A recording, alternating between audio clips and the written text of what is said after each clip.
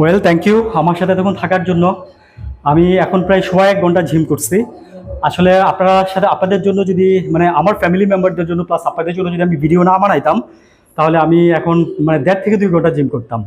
Because কথা বলতে হচ্ছে, তো কথা বললে বললাম যে এনার্জি লস হয়, কথা বললে এনার্জি লস হয়, আর যে কারণে আমি মানে আর করবো না এখন আজকে।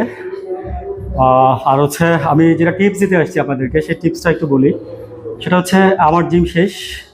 আপনি যেটা করবেন এখন সেটা হচ্ছে যে আপনি এখন আমি আজকে একটা স্যালাইন খাবো, আজকে একটু গরম পড়ছে। So just saline, tasty saline খাবেন না, বা ওই যে আম আছে, আম স্যালাইন আছে একটা, ওইটাও খাবেন না। জাস্ট আপনি নর্মাল একটা টেস্টি স্যালাইন, কিন্তু 1/2 লিটার পানিতে গুনে খাবেন, হ্যাঁ, মানে 1/2 লিটার পানিতে। আচ্ছা, আর হচ্ছে এটা, আর আমার যেটা বলার উদ্দেশ্য হচ্ছে সেটা হচ্ছে যে কিছু কিছু টিপস আমি দিয়ে দিছি। ছোলা খাবেন, দেন আপনার এখন আপনি শাওয়ার নেবেন না, ফ্যানের নিচেও যাবেন না, আপনি জাস্ট কিছুক্ষণ চুপচাপ বসে থাকবেন, ঠিক আছে?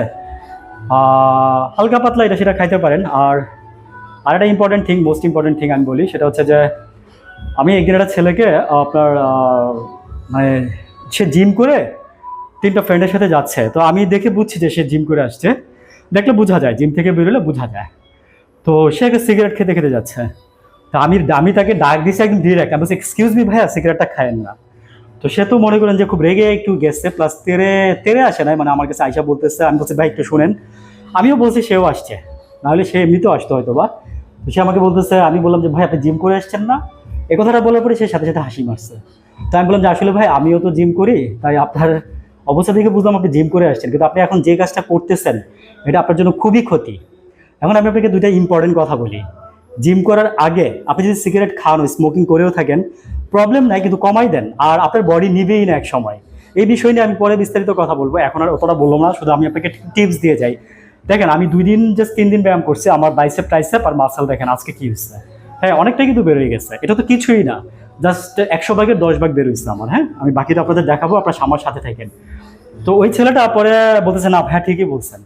তো আমি জাস্ট যে মূল্যবান কথাটা বলে দিই, যে জিম করার 4 ঘন্টা বা 5 ঘন্টা আগে সিগারেট খাবেন না, 3 ঘন্টা বা 4 ঘন্টা আগে, 5 ঘন্টা আগে। আর হচ্ছে জিম করার 2-3 ঘন্টা পরে সিগারেট খাবেন না, ঠিক আছে? এটা কারণ মনে রাখতে হবে যে আপনার বডি কিন্তু একটা মেশিন, ঠিক আছে? আপনার মেশিনে আপনি একদিকে মনে করেন যে খারাপ জিনিস ঢালবেন, আবার বলবেন যে আমার আউটপুট দাও, আউটপুট দাও, হবে না, ঠিক আছে? আর যদি সিগারেট না ছাড়তে পারেন, আপনি জিম করেন, আমি বলবো যে আপনি সিগারেট খাওয়া ছেড়ে দিবেন। এটা আমার সাথে হয়েছে, ঠিক আছে? এই জন্যই বলছি হিস্টোরি আরেকদিন বলবো। ওকে, থ্যাংক ইউ, বাই বাই, আজকের মতো আল্লাহ হাফিজ। আজকে হচ্ছে আমার 4 দিন। আল্লাহ হাফিজ।